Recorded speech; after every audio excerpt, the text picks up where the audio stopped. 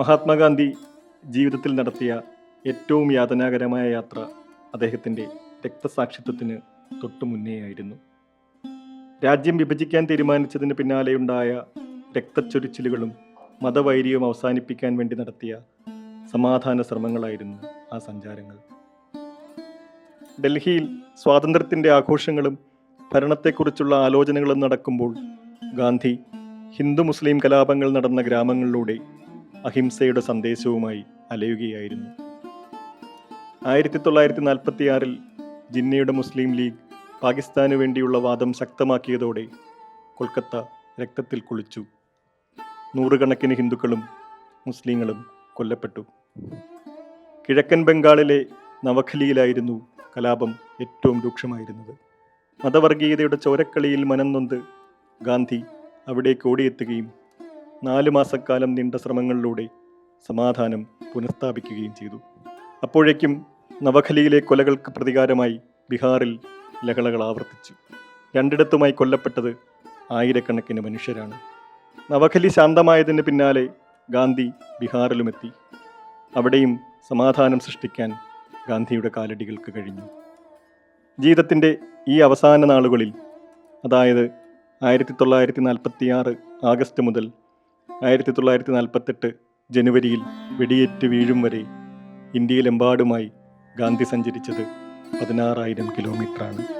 അതിലേറെയും മതസൗഹാർദ്ദത്തിന് വേണ്ടിയുള്ള പദയാത്രകളായിരുന്നു. നവഖലിയിലും ബംഗാളിലും ബീഹാറിലും ഡൽഹിയിലുമായി ഗാന്ധി നടന്ന ആ വഴികളിലൂടെ സഞ്ചരിച്ച് അദ്ദേഹം നെയ്തെടുത്ത അഹിംസയുടെ ആത്മാംശം കണ്ടെത്തുകയാണ് ഈ കലാപ്രദർശനം.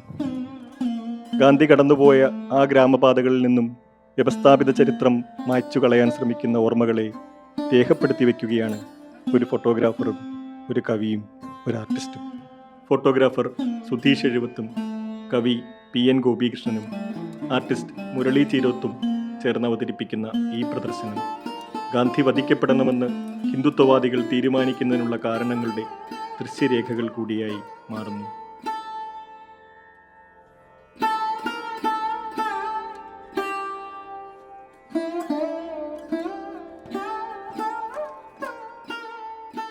ഈ നവഖലിയിലും ബീഹാറിലും കൊൽക്കത്തയിലും തുടർന്ന് ഡൽഹിയിലും ഗാന്ധി നടത്തിയ പ്രവർത്തനങ്ങൾ, യാത്രകൾ എല്ലാം എന്തിനു വേണ്ടിയായിരുന്നു എന്ന് അന്വേഷിക്കുമ്പോഴാണ് അത് ഇന്ത്യയെ ഒരു മതേതര ജനാധിപത്യ രാഷ്ട്രമാക്കി തീർക്കുന്നതിനുള്ള ഒരു പ്രധാനപ്പെട്ട പ്രവർത്തനമായിട്ട് നാം ഇന്ന് തിരിച്ചറിയുന്നത്. മാത്രമല്ല, മനുഷ്യർ എന്ന് പറഞ്ഞാൽ, മാനവികത എന്ന് പറഞ്ഞാൽ ലോകത്തെല്ലായിടത്തും ഒന്നാണ്. ആ മാനവികതയിലേക്ക് ഇന്ത്യൻ സമൂഹത്തെ ഇണക്കി ചേർക്കുക എന്ന് പറയുന്നതും വളരെ പ്രധാനപ്പെട്ട ഒരു ദൗത്യമായിരുന്നു. ഗാന്ധിയുടെ ഈ സമയത്തെ ഗാന്ധിയുടെ ഒരു പ്രധാനപ്പെട്ട ദൗത്യമായിരുന്നു ഇത്. നമ്മൾ ഇന്ന് മതാധിഷ്ഠിത ഫാസിസത്തിൻ്റെ കാലത്ത് ഇത് തിരിച്ചറിയുന്നത് വളരെ പ്രധാനപ്പെട്ട ഒരു രാഷ്ട്രീയ ദൗത്യം കൂടിയാണ്, സാംസ്കാരിക ദൗത്യം കൂടിയാണെന്ന് ഞാൻ വിചാരിക്കുന്നു. അതുകൊണ്ടാണ് ഞാനും സുധീഷ് എഴുവത്തും മുരളി ചീരോത്തും കൂടി ഇങ്ങനെ ഗാന്ധി പോയ വഴികളിലൂടെ, നവഖലിയിലും ബീഹാറിലും ഡൽഹിയിലും കൊൽക്കത്തയിലും ഗാന്ധി പോയ വഴികളിലൂടെ, പിന്നെ ശാന്തിനികേതൻ പോലെയുള്ള ഗാന്ധി പലവട്ടം സന്ദർശിച്ചിട്ടുള്ള സ്ഥാപനങ്ങളിലൂടെ ഒരു യാത്ര വീണ്ടും ഞങ്ങൾ പുനരാവിഷ്കരിച്ചത്.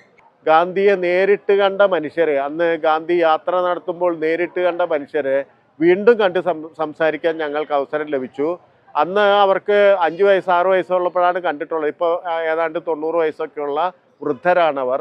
പക്ഷെ എന്നിട്ടും അവരുടെ ഓർമ്മയിൽ ഗാന്ധി സ്മരണ എന്ന് പറയുന്ന അത്ര പച്ചയായി ഇന്നും അത് കിടക്കുന്നുണ്ടെന്ന് പറയുന്ന അറിവ് വളരെ പ്രധാനപ്പെട്ടതായിട്ട് ഞങ്ങൾ കരുതുന്നു.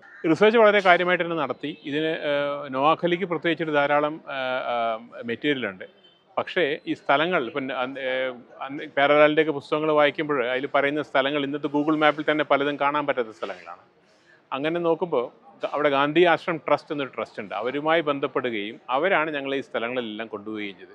വളരെ ഭംഗിയുള്ള സ്ഥലങ്ങളാണ്, വളരെ റസ്റ്റിക് സ്ഥലങ്ങളാണ്. അവിടെ ഇപ്പോഴും ഈ മുള കൊണ്ടുണ്ടാക്കിയ പാലങ്ങൾ, ശംഖു എന്ന് പറയുന്ന മുളം പാലങ്ങൾ ഇപ്പോഴും ഉണ്ട്. അവിടുത്തെ തോടുകൾ ക്രോസ് ചെയ്യാൻ, അവിടുത്തെ വീടുകൾ കാണുമ്പോഴും അതിനൊക്കെ വളരെയധികം ഒരു എസ്തറ്റിക് ക്വാളിറ്റിയുള്ള ഇതാണ്. പിന്നെ പഴമയുമായിട്ടും ധാരാളം കണക്റ്റുള്ള ഒരു, അപ്പോൾ വിഷ്വലി നമുക്ക് ഏകദേശം ആ ഒരു കാലത്തിലേക്ക് പോയതുപോലെ തന്നെ അനുഭവമാണ്. പിന്നെ ബീഹാറിൽ പോയതും വളരെയധികം, ഇപ്പോൾ ഉദാഹരണത്തിന് മുസ്ലിം പേരുള്ള ഗ്രാമങ്ങൾ, ഒരു മുസ്ലിമും ഇല്ലാത്ത മുസ്ലിം പേരുള്ള ഗ്രാമങ്ങൾ. മുഹമ്മദ്പൂർ എന്നുള്ള ഗ്രാമത്തിൽ ഒരു മുസ്ലിം ഇല്ല. അല്ലെങ്കിൽ വലിയ മോസ്കുള്ള ഗ്രാമങ്ങളിൽ ഒരു മുസ്ലിം ഇല്ല. അന്ന് ബംഗാൾ ഭരിച്ചിരുന്ന ജിന്നയുടെ കക്ഷിയിൽപ്പെട്ട ഹുസൈൻ ഷഹീദ് സുഹ്റവർദി ഗാന്ധിയുടെ നവഖലി യാത്ര തടയാൻ ശ്രമിച്ചിരുന്നു.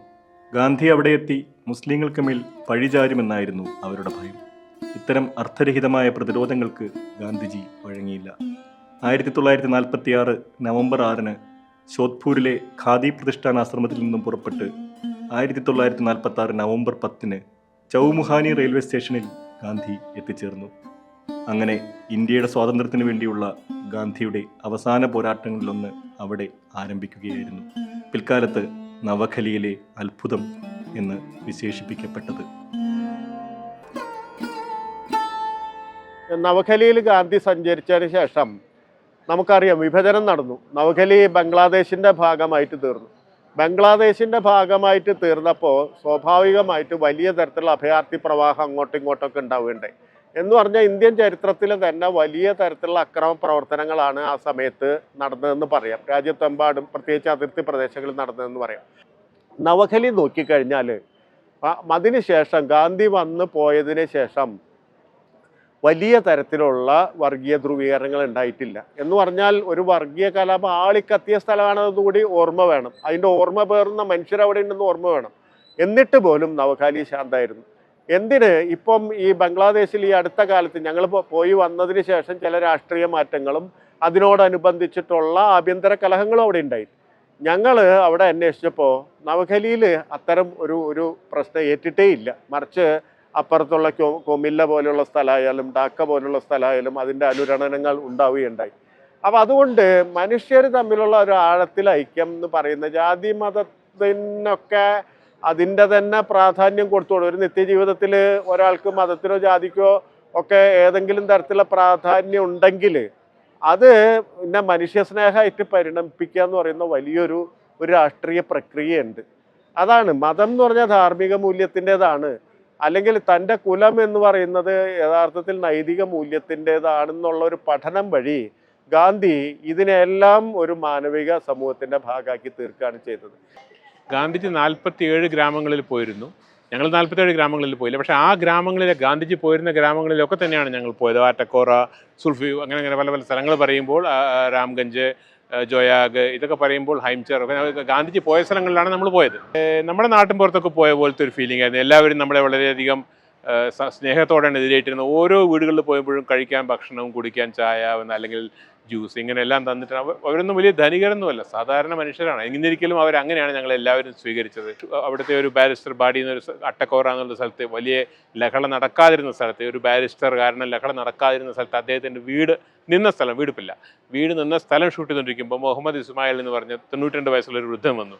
നിങ്ങൾ എന്താ അവിടെ ചെയ്യുന്നത് ചോദിച്ചപ്പോൾ ഞങ്ങൾ ഇങ്ങനെ ഗാന്ധിജിയുടെ ഒരു അന്വേഷണത്തിലാണെന്ന് പറഞ്ഞപ്പോൾ ഞാൻ കണ്ടിട്ടല്ലോ ഗാന്ധിജിയെ, ബിബി അബ്ദുസ്സലാമിനെ കണ്ടിട്ടല്ലോ എന്നൊക്കെ പറഞ്ഞ് അദ്ദേഹം സംസാരിക്കുക. അത്തരം അനുഭവങ്ങളൊക്കെ വളരെ രസകരമായി. പിന്നെ ഇവരെല്ലാം ഇന്നും ഗാന്ധിജി എങ്ങനെ നോക്കിക്കാണുന്നു, എത്ര സ്നേഹത്തോടെ കാണുന്നു, അദ്ദേഹത്തിൻ്റെ പ്രവൃത്തിയുടെ ശേഷിപ്പ് ഇന്നും എത്ര ശക്തമായി അവിടെ നിൽക്കുന്നു. കാരണം നവാഖലിയിൽ പിന്നീട് ഒരിക്കലും വർഗീയ ലഹള ഉണ്ടായിട്ടില്ല.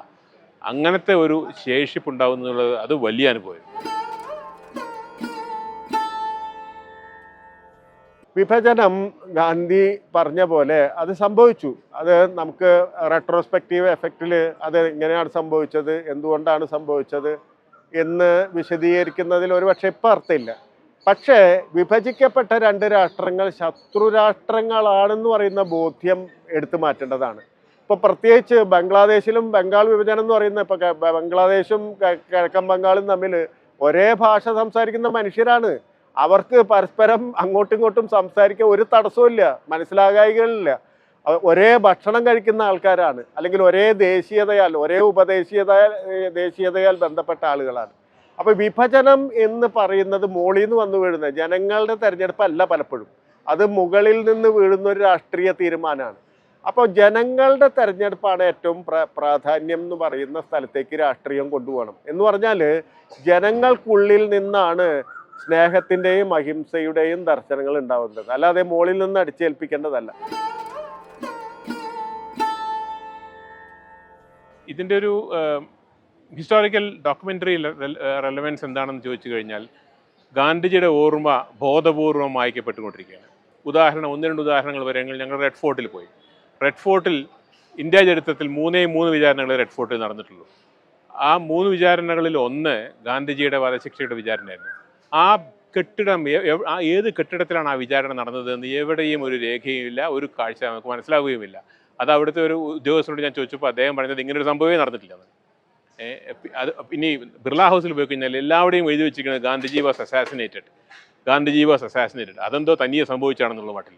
ആകെ ഒരേ ഒരു സ്ഥലത്താണ് നാഥറാം ഗോഡ്സെ എന്നുള്ള പേര്. അതും നാഥറാം ഗോഡ്സെയുടെ പേര് മാത്രമേ ഉള്ളൂ. ബാക്കി 7 പേരോ പ്രതികളായിരുന്ന ആൾക്കാരുടെ പേരോ സവർക്കർ അടക്കം പ്രതികളായിരുന്ന ആൾക്കാരുടെ പേരോ ഒന്നും എവിടെയും ഇല്ല. ഇവരൊക്കെ പ്രതികളായിരുന്നു എന്നുള്ളതിൻ്റെ ഒരു ലാഞ്ചനയുമില്ല. 20-ാം തീയതി ഉള്ള ആക്രമണത്തിൽ തകർന്നുപോയ മതിൽ എവിടെയായിരുന്നു ചോദിച്ചപ്പോൾ അവിടെയുള്ള ഒരു ഉദ്യോഗസ്ഥർക്കും അറിയില്ല ആ മതിൽ എവിടെയായിരുന്നു. അങ്ങനെ ഓർമ്മകൾ മായ്ച്ചുകൊണ്ടിരിക്കുന്ന ഒരു കാലത്തിൽ ഇപ്പം നമ്മൾ ഈ കണ്ടതും ഈ അനുഭവിച്ചതുമായ മനുഷ്യരുടെ ഓർമ്മകളെ റെക്കോർഡ് ചെയ്യുന്നതും ആ പ്രദേശങ്ങളെ റെക്കോർഡ് ചെയ്യുന്നതും സ്വാഭാവികമായിട്ടും അതൊരു ക്രിട്ടിക്കൽ ഒറിജിനൽ ഡോക്യുമെൻറ്റേഷനും അതിൻ്റെ ഹിസ്റ്റോറിക് ക്രോണിക്ലിങ്ങും ആണ്. അപ്പോൾ ആ രീതിയിൽ തന്നെ അത് എടുത്തു വെക്കണമെന്ന് ഞങ്ങൾക്ക് ഒരു ആർക്കൈവായിട്ട് തന്നെ സൂക്ഷിച്ചു വെക്കണമെന്ന് ഞങ്ങൾക്ക് അഭിപ്രായമുണ്ട്. നമ്മൾ ഈ ജനാധിപത്യം നമുക്ക് കിട്ടിയതിന് ശേഷം അല്ലെങ്കിൽ റിപ്പബ്ലിക് ആയതിനു ശേഷം നമ്മുടെ പലപ്പോഴും രാഷ്ട്രീയം എന്ന് പറയുന്നത് ഈ 5 കൊല്ലം കൂടുമ്പോഴുള്ള തെരഞ്ഞെടുപ്പ് അല്ലെങ്കിൽ അത്തരം കാര്യങ്ങളെയാണ് നമ്മൾ രാഷ്ട്രീയം എന്ന് പറയുന്നത്. അതല്ല, മറിച്ച് സമൂഹത്തിലെ വിവിധ വിഭാഗങ്ങളെ തമ്മിൽ തുന്നിച്ചേർക്കുന്ന സോഷ്യൽ ഡെമോക്രസി എന്ന് പറയുന്ന ഒരു വലിയ പ്രോസസ്സ് ഉണ്ട്. ഈ സോഷ്യൽ ഡെമോക്രസി എന്ന് പറയുന്ന പ്രോസസ്സ് നടക്കാതെ വരുമ്പോൾ മറ്റ് ടെക്നിക്കൽ ഡെമോക്രസി എന്ന് പറയുന്നത് പൊളിറ്റിക്കൽ ഡെമോക്രസി എന്ന് പറയുന്നത് അത് ഡോഗ്മാറ്റിക് ആവും. അതിൻ്റെ ഉള്ളിൽ കൂടെ ഫാസിസം അല്ല, അതിൻ്റെ അപ്പുറത്തുള്ള സംഗതികൾ കടന്നു വരും. അപ്പോൾ അതിനെ ചെറുക്കണമെങ്കിൽ ജനങ്ങൾക്ക് രാഷ്ട്രീയ ബോധം വേണം, ജനങ്ങൾക്ക് പരസ്പരം സ്നേഹം വേണം, പരസ്പര വിശ്വാസം വേണം. ഒരുപക്ഷെ അതിർത്തി കവിഞ്ഞുള്ള ഒരു സ്നേഹവും കൂടി മാനവിക സമൂഹത്തിലുള്ള ഒരു വിശ്വാസം കൂടി ആണ് ഒരു രാഷ്ട്രീയത്തിൻ്റെ പ്രൊജക്ഷൻ മനസ്സിലാക്കുന്നതും കൂടി ഈ എക്സിബിഷൻ്റെ ഭാഗമായിട്ടുണ്ട്.